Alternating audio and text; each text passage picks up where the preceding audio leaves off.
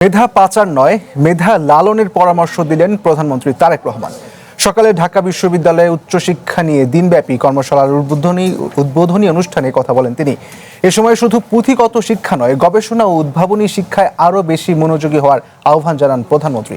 উদ্যোক্তা তৈরিতে প্রয়োজনীয় উদ্যোগ নেওয়ার কথাও জানান তিনি। বলেন, কারিগরি শিক্ষাকে বাধ্যতামূলক করার পরিকল্পনা রয়েছে সরকারের।